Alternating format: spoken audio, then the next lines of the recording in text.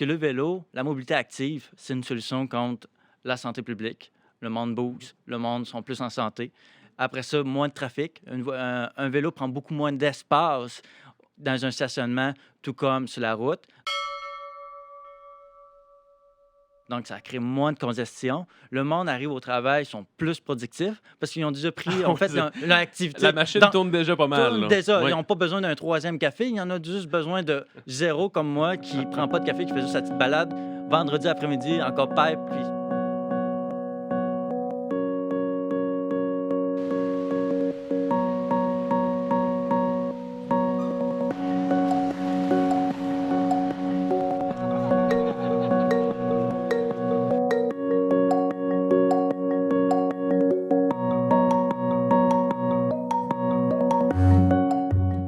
Il y a surtout cette culture du vélo qui est bien installée en Scandinavie. Ça, c'est un fait établi. Est-ce que vous sentez qu'ici, à Québec, malgré peut-être, et vous me le direz certainement, malgré certains préjugés, malgré certains stéréotypes, est-ce que vous sentez que c'est une culture qui commence à s'installer ici? je crois que oui, parce que d'une année à l'autre, dans le quartier Centrou, on commence à me connaître pour comme un mécanicien de vélo, quelqu'un qui organise des choses, quelqu'un qui mobilise un peu les gens autour du vélo. Et puis, on me demande de plus en plus comment je fais pour amener mes enfants à l'école, comment je fais pour me déplacer Oui. l'hiver, comment je fais pour m'habiller, qu'est-ce que j'ai besoin comme vélo pour l'adapter aux conditions hivernales. Donc, on me pose de plus en plus de questions et je vois de plus en plus de monde qui s'y intéresse et pas seulement des jeunes gars comme moi, un peu téméraires, mais aussi des mamans, puis des personnes plus. Parce qu'on a l'impression qu'on doit être téméraire un peu selon les conditions. Parfois, c'est très, très glissant, parfois avec la neige aussi. Est-ce que c'est le cas? Est-ce qu'on est capable de faire du vélo d'hiver ici à Québec de façon sécuritaire ou parfois il faut laisser le vélo de côté? Parfois, Oui. comme la voiture, il faut laisser de côté. Donc, quand il fait une grosse tempête de neige, tout, quand c'est dangereux pour la voiture, ça l'est tout autant pour Pour le le vélo, vélo. oui. Donc, une voiture, c'est 2 tonnes qui glissent une plaque de glace. Ça fait du mal.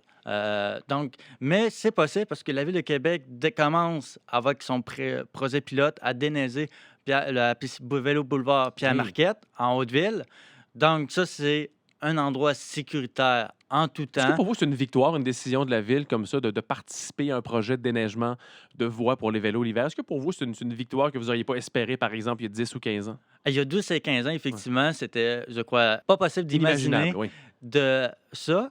Mais aujourd'hui, c'est possible. Et là, on travaille avec la ville, c'est-à-dire avec la table de concertation Oui. vélo, de dire, hey, on en veut plus, on veut agrandir. La pente douce peut être réaménagée pour que ça soit sécuritaire 4 saisons. On peut aussi, la piste cyclable sous les bretelles Montmorency, qui est à Briey, qui pourrait être déneigée, qui relierait Mézeray au centre-ville. On a la 3e avenue et la 8e avenue aussi dans les Limoilou qui relie école et commerce, Mhm. qui peut justement aider à contribuer justement à la vie de quartier. Ouais. Et là, vous me disiez qu'il y a une espèce de petit concours qui est organisé sur la planète pour toutes les villes qui participent à une journée comme celle-là. Qu'est-ce qu'on calcule exactement? Oui, voilà. Donc, la journée de travail en vélo d'hiver est inspirée du Winter Bike Walk Today, qui est une compétition amicale entre villes du monde nordique. Oui. Donc, on pouvait s'inscrire aujourd'hui, dire, hey, aujourd'hui, on s'en va moi, je m'en vais travailler en vélo. Et puis, on pouvait aussi avoir des sous-déclinaisons. Je m'en vais à l'école, je m'en vais à une date avec ma copine. Donc, il y avait ces sous-catégories-là. Et puis, la grande gagnante, habituellement, c'est des pays nordiques d'Europe.